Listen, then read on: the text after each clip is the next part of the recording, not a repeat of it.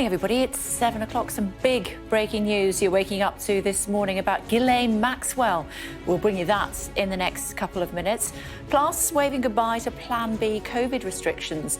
But has the Prime Minister got a Plan B if pressure from his own MPs leads to a leadership challenge? The Health Secretary Sajid Javid on the programme shortly. We'll also talk to the Shadow Chancellor Rachel Reeves, and we'll speak to the World Health Organization to get their take on plans to end isolation. It's Thursday, the 20th of January. Back to Plan A. COVID restrictions start lifting in England, but criticism from the World Health Organization over a plan to end isolation.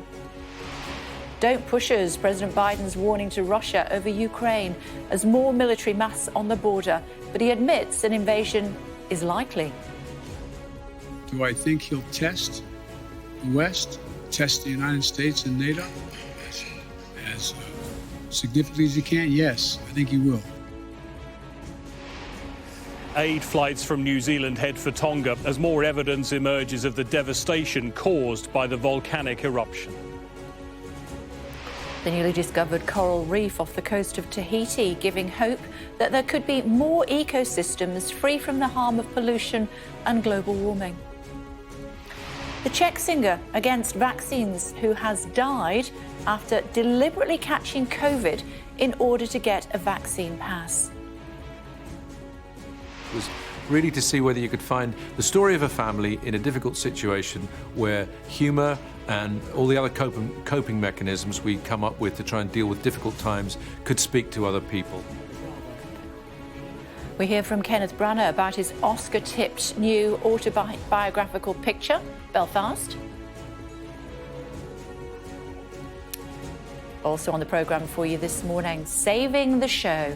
Going to be speaking to one of the many understudies who've been given their big chance on the stage with barely any notice, thanks to COVID.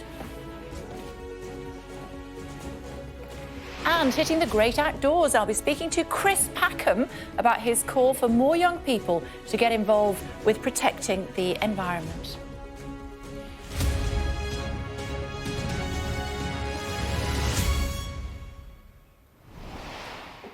Hello, everybody. A very good morning to you. A busy show this morning with Plan B rules on the out, but the Prime Minister for now still in. The Health Secretary Sajid Javid on the show very shortly. But first, some big breaking news from the last hour. Lawyers for the convicted sex trafficker Gillane Maxwell have requested a new trial. Our correspondent Shingy is down at Buckingham Palace for us. Hi, Shingy, tell us more. Morning, Kay. That's right. This just in, that Gillane Maxwell's lawyers have filed for a retrial. That news coming overnight. And it's just weeks after she was found guilty of recruiting underage girls to be sexually abused by her former boyfriend, Jeffrey Epstein, the late paedophile financier. And she, of course, was found guilty on 5 of 6 counts. And she faced the prospect of spending the rest of her life in prison. But soon after the trial emerged, this news that a juror who had been speaking to various publications, members of the press had experienced sexual assault themselves as a child and used those experiences to persuade others to convict Maxwell during the trial. And that, of course, set Maxwell's lawyers in action. And earlier this month, they wrote to the New York District Judge, Alison Nathan, saying that the issue presents incontrovertible grounds for a new trial. They have now taken that action overnight with this letter signed off by prosecutors requesting that the judge conducts an inquiry into the juror's conduct. She has until February 2nd to respond to that. OK, lovely. Thank you. Minister's joined us. We're pleased to say good morning to you, Mr. Javid. Obviously, we saw you at the news conference yesterday. I just want to play this World Health Organization grab for you and our viewers, and then we'll talk about it. Here we go. Our recommendation is for isolation of cases, isolation and clinical care of cases to continue because our goal is to prevent onward spread and also the quarantining of contacts. We support countries in reducing that time. I don't say abandon it, but reducing that time. We're not doing that. We're deciding to get rid of it altogether. No, not quite. So what we said yesterday was it marked a new chapter in our fight against the pandemic, where we are returning to Plan A. So that's what we're doing. And that's because Plan B has worked. The data shows that Omicron is now in retreat, and it's worked for a number of reasons, but mainly because it bought us the time that we wanted to build our defences. And the best way we did that across the country, where some 15 million people came forward to get boosted, and I want to thank each and every one of them for what they have done to help us fight this pandemic, and also all the NHS workers, the volunteers, and what they did. And it's because of that we're now able to remove some of the rules and restrictions by returning to Plan A. So it means that, for example, that we're no longer encouraging people to work from home. From Thursday next week, there'll be no mandatory use of the NHS COVID pass or the use of face coverings. But, and turning to that particular message that we just heard, we do still need to, of course, remain cautious. Prevalence is still high, so we'd continue to recommend caution. Some rules still stay in place, including the rule to self-isolate if you are positive. March? What happens after March? Well, we're not there yet. That's a few weeks away. So we're not scrapping the isolation we altogether? will. What the Prime Minister said yesterday is that all these rules, and as I've said a number of times, they remain under review. I'm confused. Are we scrapping isolation altogether by the end of March or not? We will decide as we get closer to March, based on the data at the time. All the decisions that we've made from the start of this pandemic have been based on the data. And that's what you heard yesterday, because Omicron is in retreat, because our plan has worked. But as I say, there is still, because of the continued need for caution, there's something that everyone can still do if they haven't yet done it, which is to get vaccinated. By the end of March or not? We said we will review those rules, and we would like to see it scrapped by the end of March, but that decision will be made closer to the time. OK. In the press conference yesterday, you compared COVID to flu. Did you really mean to do that? Yes. Why? Because it was an example of how we need to learn to live with COVID. 151,000 people have died of COVID. We have in the UK. The impact of COVID, of course, has been the biggest challenge this country has seen since the Second World War. 150,000 people, as you say, more than that, now have died with being positive of COVID. And during that time, we have, at a great cost to us, to many countries, we've seen, very sadly, thousands and thousands of deaths, but we have learned a lot about COVID. Why is it, given those figures that we both agree on, why is it appropriate to compare it to flu? Because we need to learn to live with it. Sadly, people die of flu as well. In a bad flu year, you can sadly lose about 20,000 lives. But we don't shut down our entire country and put in place lots of restrictions to deal with it. We need to continue with our lives with sensible, appropriate and proportionate measures. The one thing we learned about flu, because it's been around for far, far, far longer, is that we have annual vaccinations for older people in particular, for children as well. We have good advice.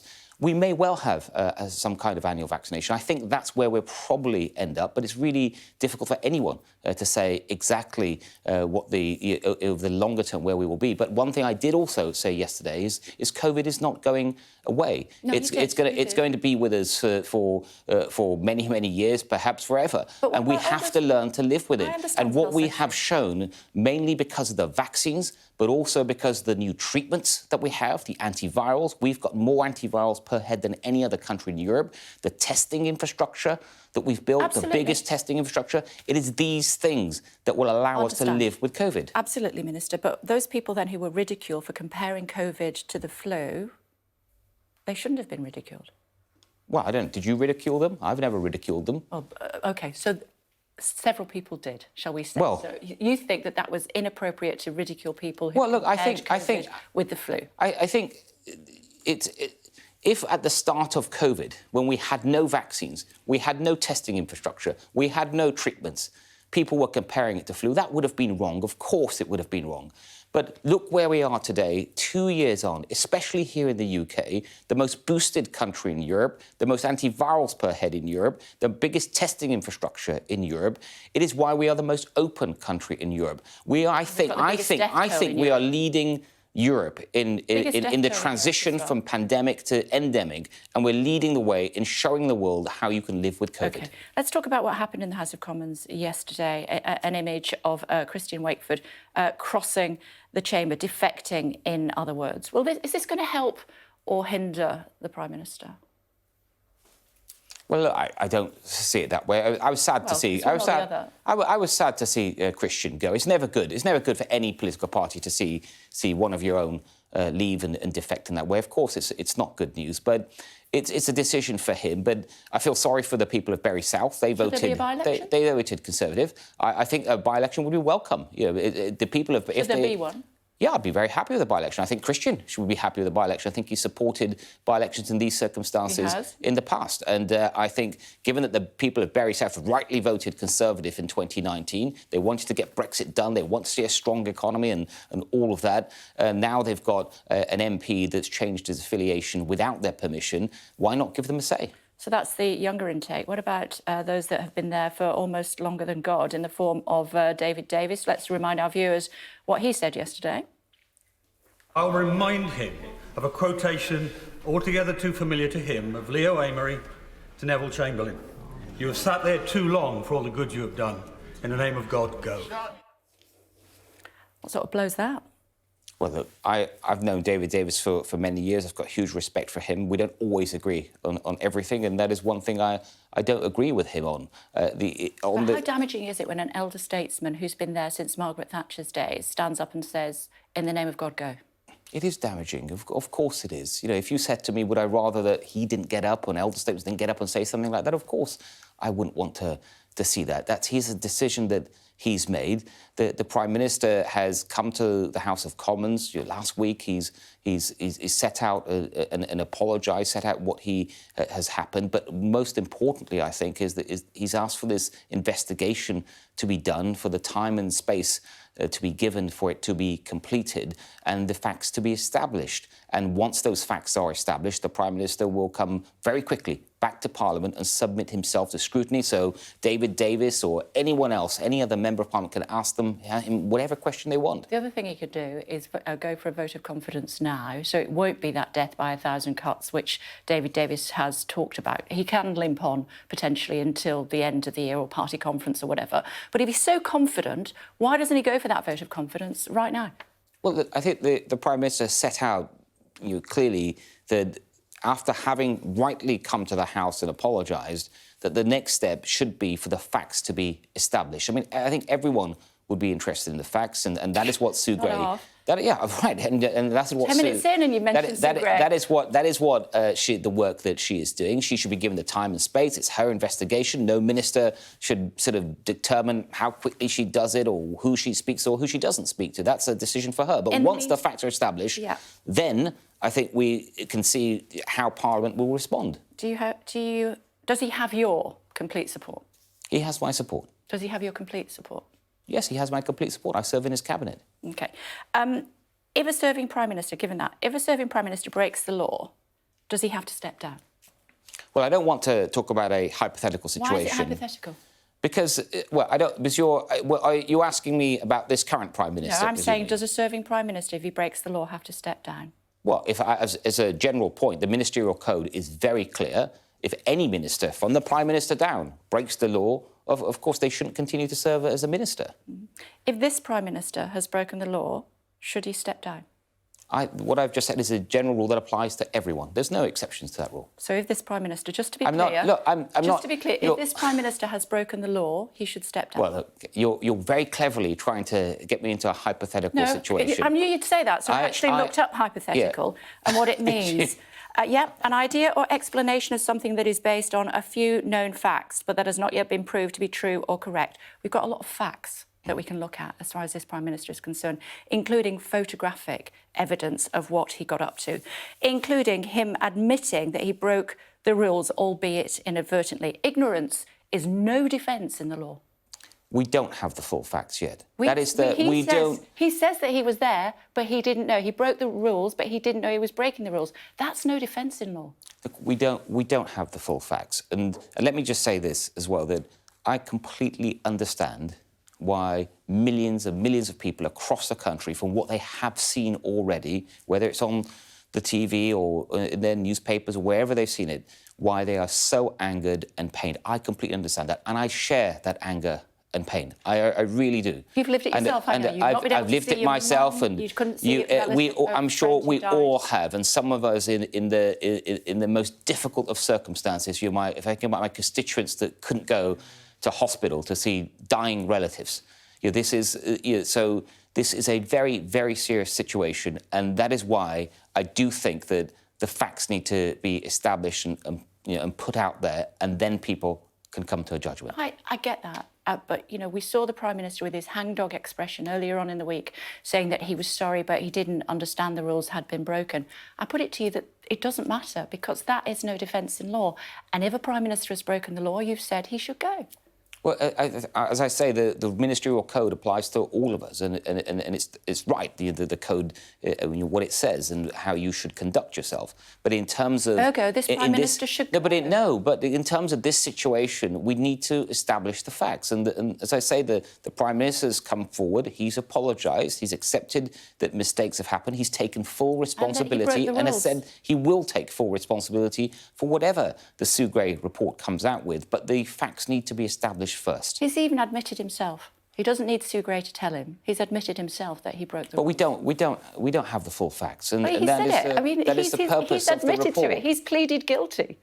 Look, the report, I think, is going to be absolutely crucial in this. It's being done with someone with the utmost integrity and respect, an independent civil servant. And once that report is published, I think that whether it's you, your viewers, parliamentarians, can react to it at that time. OK, let me ask it this way then. If Sue Gray decides that the Prime Minister misled the House, should he step down? That's a hypothetical situation again. Do we need to go through hypothetical again? Because it's not hypothetical I'm not going to all. opine on what she may or may not decide. By the way, I think that would be inappropriate for any minister, because this is an independent report. What would be inappropriate? Inappropriate to try and sort of guess what may or may not be the outcome of the report. The Prime Minister's already admitted that he broke the rules. We've seen photographic evidence of him breaking the rules. We've heard about parties at Downing Street on the eve of the Duke of Edinburgh's funeral, which is quite frankly despicable.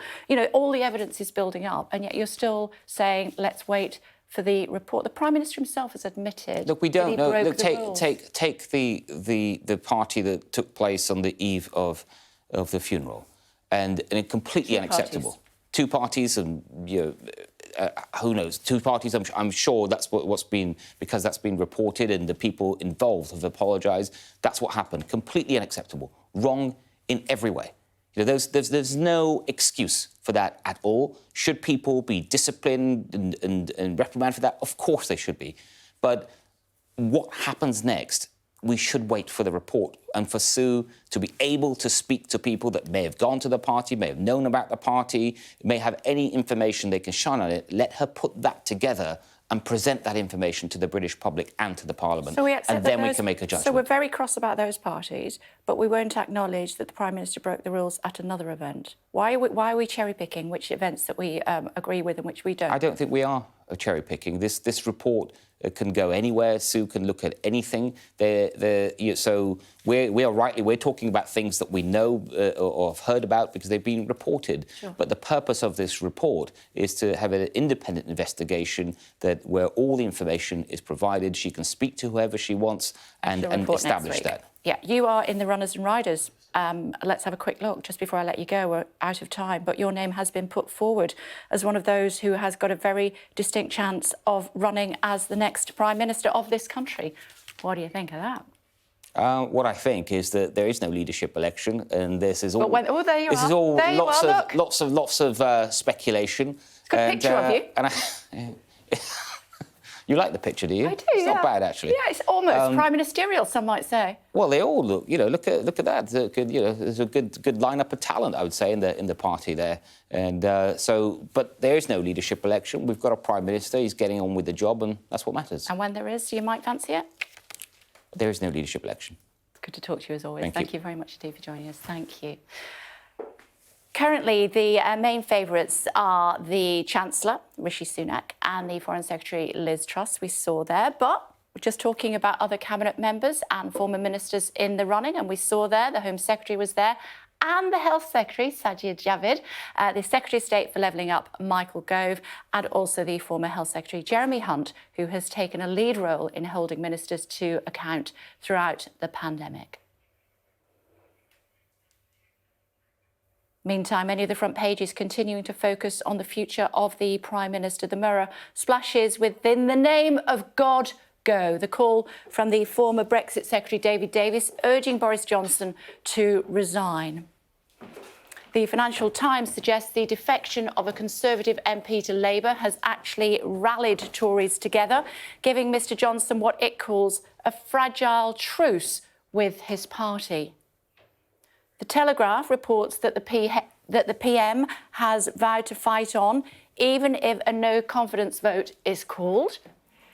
And away from number 10, the Metro goes with the decision to end England's Plan B restrictions, saying the legal requirement to self-isolate if you test positive will be scrapped within months. And Tracy Emin apparently has asked for an artwork that she donated to the government's collection to be removed from number 10. That one. The neon sign reading "More Passion" was installed more than 10 years ago when David Cameron was PM. The artist, said the last thing the present government needs is more passion, describing the current situation as shameful. She told The Guardian she was not asking for the artwork to be given back to her, saying right now there are many more other places it could go to. Still to come on the programme for you. 8 o'clock, I'm going to be speaking to the Shadow Chancellor, Rachel Reeves, about Plan B, Downing Street parties, and Labour's plan to deal with the rising cost of living. On the eve of President Biden's first year in the White House, a warning for Russia, discussing how the last 12 months have gone for the US president with Dr. Shola and Scotty. And as England starts to scrap Plan B, we'll get reaction from the World Health Organization in Europe. That's at 20 to 8. US President Joe Biden has predicted that Russia will move in on Ukraine and said it was very important that NATO allies were united in the face of a potential attack. He was speaking at a news conference to mark the anniversary of his first year in office, as Mark Stone reports. The latest images released by the Russian government. More Russian troops moving towards Ukraine, this time into Belarus, closer to the Ukrainian capital, Kiev. President Putin is keeping the world guessing. But in Washington, President Biden, notably, is now suggesting that there is an inevitability about all this. Do I think he'll test the West, test the United States and NATO as significantly as he can? Yes, I think he will. My guess is he will move in. He has to do something. But then, crucially, he appeared to draw a distinction between invasion and incursion. Russia will be held accountable if it invades, and it depends on what it does. It's one thing if it's a minor incursion and then we end up having a fight about what to do and not do, etc. The seemingly unscripted comments, part of a rare 2-hour news conference marking a year in office, will prompt angst in Ukraine and maybe opportunity in Moscow. He was offered the chance to clarify. So the question is, if it's something significantly short of a significant invasion, or not even significant, just major military forces coming across. He offered little, his team later suggesting he was distinguishing between military and non-military or paramilitary. What does seem clear from President Biden's comments is that NATO is at this stage still split on what to do about Ukraine. And if President Putin does decide to annex another small part of Ukraine, well, then maybe will he get away with it without those crippling sanctions. But on the prospect of a full invasion, the president was stark. This is the most consequential thing that's happened in the world in terms of war and peace since World War II. Okay, and that's why the desperate efforts at diplomacy continue. Mark Stone, Sky News in Washington. Coming up, we're going to be talking about the Health Secretary telling us that COVID should be treated like the flu going forward, and also there should be a by-election in Bury South. I bet you've got some thoughts on that, haven't you? Stay tuned for more. Meantime, almost a week on from the volcanic eruption and tsunami in Tonga, the islands are in desperate need of aid. The aid effort is a long-distance one, originally shipped from Australia and New Zealand, a journey of more than 3,000 miles.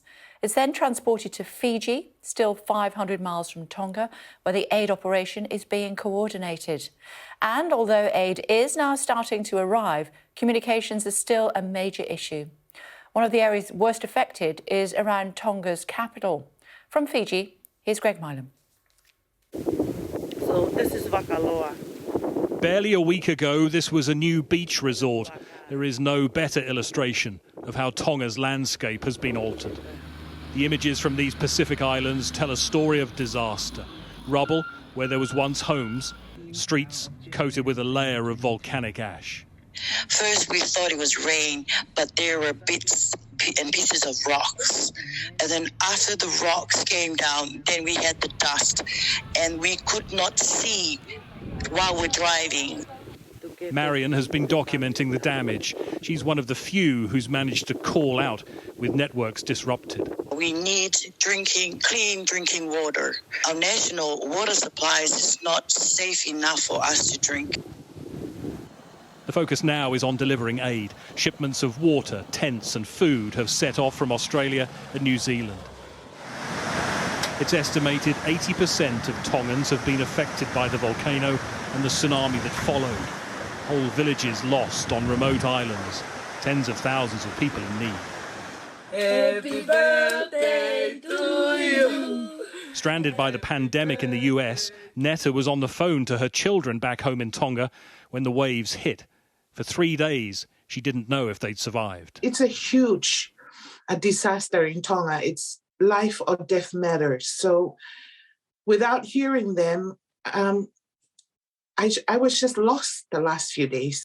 I heard the noise and the eruption happening, and I was the one who was telling them they should move to a higher ground, and they did. The aid has begun to arrive, and Tongans have started to pick up the pieces. There are few places in the world as vulnerable to the extreme forces of nature as the Pacific Islands. These are resilient communities, but for many there's been nothing like this in their lifetime. And for some, the loss has been total. But one of the few places in the world to be COVID-free is determined the rush to help doesn't add a new crisis to the one they're already dealing with. Greg Milam, Sky News, Fiji. Greg joining us now live from Fiji. Hi, Greg. It's very challenging, isn't it? It's such a long way away from anywhere, and they're desperate for aid. Yeah, they are. And the good news, though, finally, is that some of that aid has now arrived in the last few hours. A military plane from New Zealand touched down on that runway that they spent days clearing the volcanic ash from. It started unloading what it was carrying: water, shelter, generators, hygiene supplies, communication supplies as well. Another one from Australia was following on. Another one from Australia behind that as well. So it's starting to arrive, and in huge amounts. So those supplies, some ships coming as well, as you saw in my report. What's key about those shipments and those planes landing is that they're what they call no-contact missions. No personnel will get off those aircraft. They will just deposit the supplies, be on the ground for about 90 minutes and leave. And the reason is the Tongan government is so concerned about the spread of COVID-19. It is pretty much COVID-free there. They had one case in October. Their concern was there would be a rush of aid personnel, support staff, and the risk of an infection wave coming ashore, and that adding to the problem that they were already dealing with and potentially wiping out communities. So we're getting a clearer picture of what happened in some of those more remote areas. The government has been evacuating people from those places where all of the homes were destroyed and getting them to shelter, and now those supplies as well. But the communications are still broken. There is still a long way to go for the people of Tonga, but the aid's starting to arrive. OK, for now, Greg, thanks very much. Well, one of the parts of Tonga worst hit is the island of Atata. Have a look at these images showing the damage done there following the tsunami and the volcanic eruption. My goodness me. This is what it looked like before that. Let's have a quick look at the comparison of some of the amazing islands before the damage. Just look how beautiful it is. These images sent to us by friends of our producer, Laura. Actually, that was the island that they proposed on, and you can see why, just how romantic it is. Sadly, very different to that. Oh, my goodness me. That sea, for as far as the eye can see. Sadly, that was where the tsunami came in onto the island of Atata this weekend, causing untold damage at this stage. Communication is still very much patchy. We'll get more information and update you as soon as we can. Meantime, we'll look now at some of this morning's other news making headlines, and a folk singer in the Czech Republic has died after deliberately catching COVID to bypass restrictions on the unvaccinated. Hannah Hawker said she'd rather expose herself to the virus than get the vaccine. That's according to her son. Czech rules mean proof of vaccination or recent recovery from COVID is needed to access many venues. The British gunman who took 4 people hostage in a Texas synagogue told his brother he was coming home in a body bag. 31-year-old Joseph Pushka was remanded in custody at a special court hearing last night. A second man, who was arrested yesterday, has been released without charge. British Airways has joined a number of airlines in cancelling US flights due to 5G safety concerns. There are fears that the activation of the mobile phone service near US airports on Wednesday could disrupt planes' navigation systems.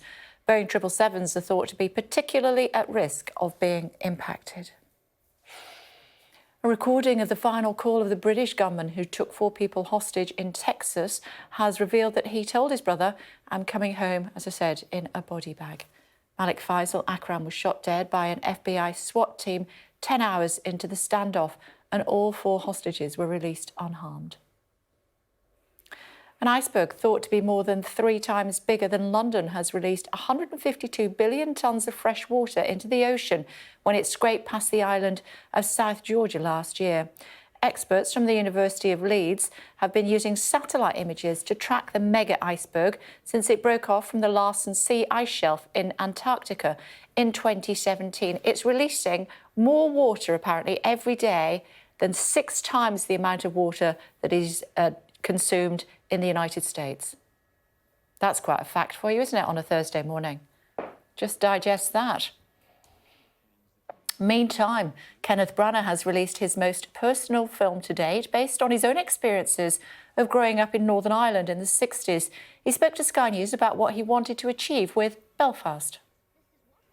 It was really a long time deciding whether there was a way in which it could come out that could reach other people, basically. I didn't want to just be staring at my own navel making a film like this. It wasn't personal therapy. It was really to see whether you could find the story of a family in a difficult situation where humour and all the other coping mechanisms we come up with to try and deal with difficult times could speak to other people. And this lockdown promoted that, I think, because the introspection and the feeling unsettled that we've all shared really drove me back to that time.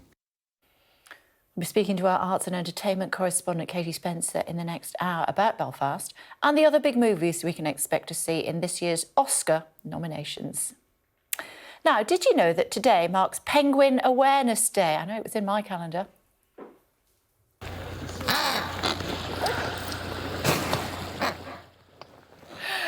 Scientists and Greenpeace campaigners have been conducting research on the impact of the climate crisis on remote Antarctic penguin colonies, many of which have never been surveyed before. The Antarctic's rapidly changing climate is severely impacting penguin colonies, according to the environmental group. Its last expedition to the Antarctic found that chinstrap penguin colonies at Elephant Island had collapsed, some by as much as 77%. In the last 50 years. And why don't polar bears eat penguins? Because they can't get the silver paper off. In the last, thank you, I'm here all week, try the veal. In the last few minutes, the Health Secretary Sajid Javid has told me that he was very disappointed by the defection of the Conservative MP Christian Wakeford to Labour and felt sorry for the people of Bury South. And he said a by-election there would be very welcome. I feel sorry for the people of Bury South. They voted. Should there be a by-election? They voted Conservative. I think a by-election would be welcome. You know, the people of. Should there be one? Yeah, I'd be very happy with a by-election. I think Christian should be happy with a by-election. I think he supported by-elections in these circumstances in the past. And I think, given that the people of Bury South rightly voted Conservative in 2019, they wanted to get Brexit done, they want to see a strong economy and all of that. Now they've got an MP that's changed his affiliation without their permission. Why not give them a say? Tomorrow's here. Does he look like a future Prime Minister there? Well, who knows when a vacancy might occur, or as Boris Johnson liked to say, a ball might come loose at the back of the scrum. I thought it was interesting that Sajid Javid said to you that when you asked if the Prime Minister has his complete support, he said he has my support. I think the Cabinet, like the rest of the party, are watching and waiting for what bombshells might be in Sue Gray's report next week. He also said that David Davis's comments were damaging. Yes, I mean, I think the view is that David Davis is not representing a particular tribe of Conservatives. He does show that the discontent with the Prime Minister, public discontent, goes further than newly elected MPs. It is the old guard, his former allies over Brexit, who are now calling for him to resign. Whether others are going to follow David Davis before the report comes out, I think many of them are going to hold fire now until we do see that report, which we now know will be next week. So perhaps a brief reprieve from the Prime Minister, but that was an unexpected salvo from David Davis yesterday. I think it would have really hurt, particularly the comparison to Neville Chamberlain. OK, tomorrow, we'll see you for tomorrow's take at 9 o'clock. And indeed in the next hour. Thank you very much indeed. Thanks a lot. Let's take you to Tahiti now in an extraordinary underwater find. A coral reef has just been discovered in perfect condition. It's giving scientists hope that there could be more marine ecosystems that have not been damaged by pollution and global warming. Here's Katie Barnfield. A discovery as beautiful as it is hopeful. This huge reef filled with rose-shaped corals was found by scientists off the coast of Tahiti. Unusually, it's in pristine condition, unharmed by pollution or people. Well, it's exciting because it's a healthy reef.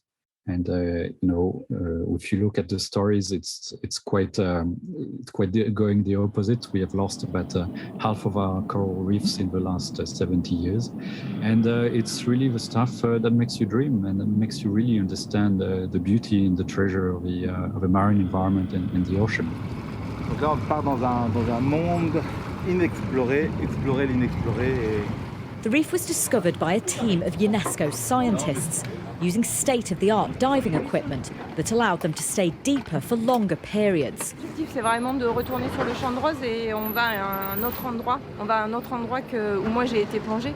Donc en fait, c'est vraiment pour nous conforter dans l'idée que ce champ est très grand et qu'on peut plonger à différents endroits et malgré tout retrouver ce champ. Donc ce qui nous permettra vraiment de voir l'étendue.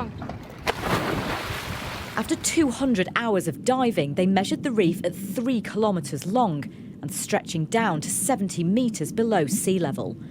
That makes it one of the world's largest at this depth and raises the prospect of more reefs waiting to be found. More dives are planned in the coming months to study the reef and the marine life that has made it their home. But its discovery shows how little we still know about our underwater world. Katie Barnfield, Sky News. Wow, magical.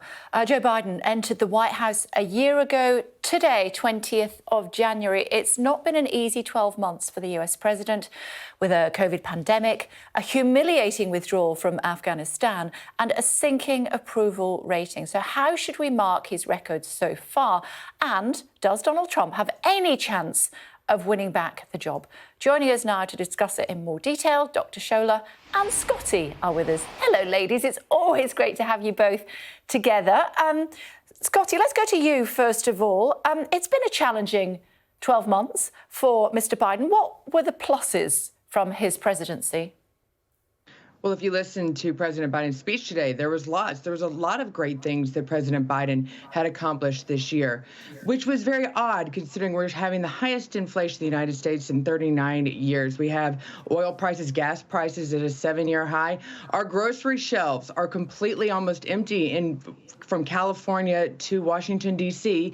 And speaking of D.C., we had the least amount of freedom, the most amount of restrictions on 13-year-olds, 14-year-olds, and 15-year-olds who can't even go in and buy a hamburger and get out of the rain in most major cities.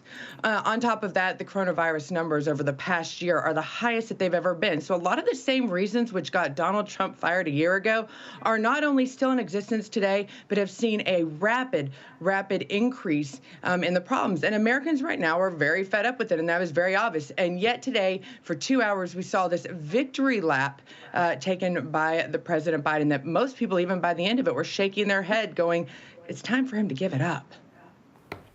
Dr. Shola? Well, Scotty, Happy New Year to you, but I'm sure you're not surprised that I'm really not going to agree with some of the comments you just made. I think the reality was this, that Biden in his speech came across as engaging, empathetic, he was strong, and he was articulate, right? As you would expect from any leader. What was definitely different, I mean, this is to Scotty's point, is Donald Trump was got rid of because he was a bad leader, because he was a liar and he had all kinds of bad qualities. When you look at Biden's first year, let us look at the fact that, yes, he had a successful vaccine rollout, that the economy under him, he had like a greater number of job creation than Donald Trump did. He had 6.3 million. Donald Trump lost over 9 million. Let's look at the fact of his COVID relief bill and the work that did and the major bipartisan infrastructure package. The list goes on. But I am not blind to the challenges that he faced when he took on the office. I am not blind to the fact that he has a whole lot more work to do, but he set the building blocks to have a successful second year. And yes, Donald Trump is trying to make his way back. And let's understand this, the Republicans are doing everything to make that possible with their voter suppression, election usurpation. All they are doing is trying to set the path for Donald Trump to come back. They, as you know, they're depriving women of their rights to abortion and so many other things. And we know that this is primarily how they try to get Donald Trump back, especially with the narrative around the election and undermining faith in democracy. So as far as I'm concerned, I think his first year speech was a good one, but he has a whole lot more work to do. He did seem to slip up. I don't know. It'd be interesting to think what you two ladies have to say about this. Starting with you, Scotty. He talked about a minor incursion by Russia into the Ukraine and what reaction there might be if it was a minor incursion. Given the way the world is looking at that at the moment, isn't that an oxymoron? Well, considering at this point, you're seeing that right now, Donald Trump was criticized for being best friends with Putin. And yet in this case, you had Joe Biden admit, hey, Putin can go on and take a part of Ukraine. Whether that's his plans or not, it doesn't matter. What Joe Biden said in that line was, hey, he can do it and we're not going to do anything about it. We're not going to, if one country invades another, it's okay. It's a part of it. That was a sign of a weakness right there that we all know that if Donald Trump would have made that same comment, we would be having that discussion today. But once again, and this is a great thing, I'll give it to Shola. We look at the same glass and one's half full, one's half empty, depending on who's actually drinking out of that glass. That's kind of that's how Americans are looking at this issue. So when you're looking at world, but you cannot take this past year and you look at what happened in Afghanistan and just the absolute horrible withdrawal and the chaos that covered it and not realize that for some reason, Joe Biden is right now looking for a way to get America back involved again, to feed the largest military budget that we've ever had. And he's going to use any example possible to pay off his cronies here in his campaign. And guess what? Ukraine is right now the best option. Okay, so I think we need to flip your script right there. First of all, I am more than capable, which I have not seen you do, Scotty. I'm more than capable of calling Biden out. And I think his response... You haven't yet. Yeah, but I think his response on Russia and Ukraine yesterday made no sense. He did not get to his point until the end of what he was trying to say. Of course, so when he said minor incursion, I even went, huh? What are you talking about? There should be, Russia should not even be allowed to have a minor incursion. But at the end of his point, what he was trying to say was, it depends on what Russia does. And of course, we know that the White House then came back with clarification. I think without a doubt, Biden has to understand he needs to be more careful with how he articulates this point. And let me just also address this, okay? The whole thing about Afghanistan and the way America pulled out, again, let me remind you, the mess of Afghanistan started with Donald Trump. And yes, Biden, as far as I'm concerned, could have done a better job with the pullout.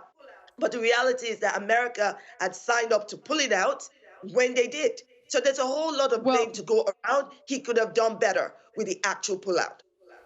But here's the thing. It actually started 20 years ago. And that's what I think the problem is with this administration. 20 years ago, America should not have gotten her nose in an area that had nothing to do with her. We have this thing called the Monroe Doctrine here in North America that for some reason, many of our politicians, and at this point, Joe Biden, seems to ignore. And so looking for a way to get involved, whether it's with Russia, anything in Europe, to get involved in something that has nothing to do with U.S. interests when there's so many issues here at home to keep him busy, it shows that it's quite a distraction that he's trying to do to maybe his abysmal record of what's going on in the United States right now. We don't have groceries in our shelves, Shola. There is more freedom in the UK than the United States right now. There's something wrong with that, and it's under this leadership. Very, very quick response, Dr. Shola, because we are out of time. Very quickly. So, Scotty, that's not true. When you talk about the shelves being empty, that's not true. Again, that's just giving wrong narrative. They are. You have, with the world under severe global supply, the United States has more than 90% of its supplies in many shops. I just got back from one of your states, and there was no lack anywhere, not in any single store that I went to. That is true. You make a very good point there. The shelves are empty in lots of countries around the world, but it's a talking point for next time, ladies. It's great to see you both back together again. Hopefully we'll see you maybe next week. I do hope so. Thank you. Thank you. Thanks a lot. Let's go back to COVID restrictions, which are to be eased in England, with Boris Johnson saying cases are falling and the Omicron wave has peaked nationally. Joining us is Dr. Richard Peabody, who leads the Laboratory Task Force for High Threat Pathogens at the World Health Organization's Regional Office for Europe, which is quite a title, Doctor. If you don't mind me, I'll just call you Doctor. What do you think about the suggestions that we're going to scrap most of our regulations? Yeah, thanks very much for the opportunity to speak this morning. So, I'm the high threat pathogen lead here in Copenhagen, and well, the current situation in Europe actually is a worry. I think we can't afford to be complacent. We are facing across the region actually a huge wave of Omicron, which is now spreading across the countries of the region from west to east, and that is resulting in very large numbers of infections in the countries of Europe. We had over 8 million cases reported last week, a huge number. And of course, we know many of those are less severe, but that did result in over 20,000 deaths in the past week across the countries of Europe. So this remains a serious infection. We still are in a pandemic, and we do need to still take this seriously. And important to highlight that as this wave moves further east, it's moving into countries where vaccine uptake in vulnerable populations is much lower than in countries such as the UK. So I think there's still some rocky road ahead for many countries in Europe. I wonder if I could put this to you, Doctor. I did mention it to the Health Secretary. I don't know if you heard him speaking on the programme in the last hour. And he was saying that it is absolutely reasonable to compare COVID to the flu now. Would you agree?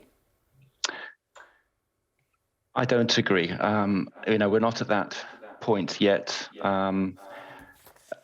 Omicron, SARS-CoV-2, it's a different infection. It still can be a very serious infection in those who are unprotected, those who are unvaccinated. I'd really like to reinforce the message that if you're not vaccinated, or if you've not completed your course of vaccination, really important that you do get it, because it will protect you against serious disease, against hospitalization, against death. We are clearly moving into a different phase of the pandemic. We have to sort of celebrate the success of the vaccine program and the rollout in many countries and the protection of the population, but we're still not yet at the end of the road as far as the pandemic is concerned. Okay. Doctor, it's good to talk to you. Thank you for taking the time to join us in Copenhagen this morning. Thank you. It's a pleasure. Let's talk more about the PM, should we? PMQs yesterday, and what we heard from David Davis, an elder statesman of the Conservative Party, saying, "In the name of God, go." Let's bring in David Gauke, former Conservative Justice Secretary, of course. Thanks for joining us. We're waiting for Sue Gray's report, aren't we? He just needs to sit tight for now. I think that's right. And I think from the perspective of, if you're a Conservative MP wanting to remove the Prime Minister, there are probably good reasons for waiting for the Sue Gray report. If you go before then you run the risk of prejudging that report. The Prime Minister can just defend himself and saying, look, wait for Sue Gray and it'll all be clear. Then we'll get the Sue Gray report and whether she can really exonerate the Prime Minister, and whether the Prime Minister, when he comes to the House of Commons and makes a statement, can give clear answers. I think remains to be seen, because it's really quite a difficult position for him, and it's not really credible for him to say, for example, that the meeting on the drinks party on the 20th of May was a work event. I don't think anyone really believes that. And the idea that it's not really his fault and someone should have told him what the regulations were also stretches credulity. So I think at this point, it would be a surprise if 54 letters were reached before the Sue Gray report. But after that, I think it'll be, there's certainly a moment of risk for him. Given that you were former Justice Secretary and what you've just illustrated about the Prime Minister saying, I was there, but somebody should have told me that I was breaking the rules. As former Justice Secretary, am I not right in saying, with my essential law for journalists, that ignorance is no defence in the law? Yes, that's right. That's right. But it's also, bizarre in the circumstances of the Prime Minister to make that argument. When it comes to any significant policy decision that a minister would make, he or she would receive a written submission. There would be a meeting where you could question officials and your policy advisors, ask lots of hard questions. What are the hard cases? What are the boundary issues? How do these regulations work? What's the decision that I'm making? And then you make that decision, and you should make that decision having made a great deal of thought. And the idea that the Prime Minister could make decisions about what the lockdown rules were and then not know what they were is remarkable, particularly when you go back to the 20th of May. And those rules were very simple. In broad terms, if you had to ask the question as to whether you were allowed to do it, the answer was no. So this idea that, it was all very complicated and, I hadn't understood it and no one had warned me, is a little difficult to believe. OK, talk to me about whether you might return to the Conservative Party, or whether you'd like to return to the Conservative Party if Boris Johnson was no longer leader. Well, obviously, I do have my difficulties with Boris Johnson, but I would wait to see what happened with the Conservative Party. But I suspect not. I suspect the Conservative Party is heading in a particular direction, that it probably is over the long term becoming more populist and more nationalist. I hope I'm wrong about that, and I hope whoever succeeds Boris Johnson, whenever that might be, will take the Conservative Party in a different direction and perhaps return it to some of its traditions. But I will certainly watch with interest. But I'm at this point, I'm not that optimistic that the Conservative Party, for example, will take a realistic view as to what our relationship with the European Union needs to be. We've left the European Union, but we need a constructive relationship with the EU. And I'm not seeing very much sign that there's an appetite for that from within the Conservative Party.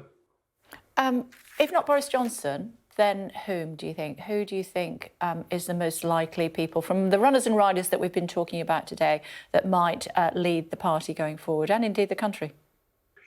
I think the most likely winner would be Rishi Sunak. He is popular with the parliamentary party, and he is popular, according to all the polls, with the general public.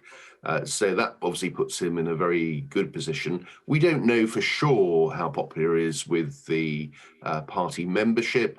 Some of the polling of party membership suggests that he is favourite. Some of it suggests that Liz Truss is very popular as well. So amongst the party membership, I would think it would be between Rishi Sunak and Liz Truss. I would assume that Rishi would be the favourite. But there are other candidates who may well come forward. Jeremy Hunt, I think, brings a great deal of experience. I think he has had a good pandemic, been very effective as chair of the Health and Social Care Select Committee. So he is a credible candidate as well. But I think it has to be said that Rishi Sunak starts this campaign, if that's what's about to happen, as very much the firm favourite. OK, and how long do you think the Prime Minister has left? We're writing him off, aren't we? But he is the comeback kid. He's, as I said yesterday, he's had more comebacks than Frank Sinatra. Yeah, there's no certainty about this, and he has escaped from scrapes before, but I think he is in deep trouble. Whether it's after the Sue Gray report or after the May local elections, which are likely to be very bad for the Conservatives, I think his position is now really very difficult. Good to talk to you. Thanks very much indeed for taking the time. Hopefully we'll speak to you again. Can we talk to you again next week after we've got the report out? By all means. By all means. Fantastic. We'll make contact with you. Thank you. Thanks, Gabe. Thanks a lot. Quick look at some of the best pictures making the morning papers. Let's end on an up, should we? The Daily Mail has a spread of a bunch of bananas, have a look, but with beautiful portraits carved into them. That is what they are looking like. That's amazing, isn't it? I'm going to get up and show you some more. The Times has a picture of an historic 79-year-old Spitfire. There we go. Wow, look at that. With nearly all its original parts, a bit like me. That's on sale and it's estimated to go for £4.5 million. I think I'm really funny today if nobody else does. And Strictly Come Enhancing, Blackpool's world-famous ballroom, has undergone a 3-week spruce-up ahead of reopening on Saturday. What a great... I used to waltz around there standing on top of my daddy's feet when I was a little girl. Takes me back. Pulp Fiction, finally, The Sun has these shots of a picture house in Manchester that allows dogs to enjoy a film with their owners. That's absolutely fantastic. COVID is like the flu. Really? More on that to come.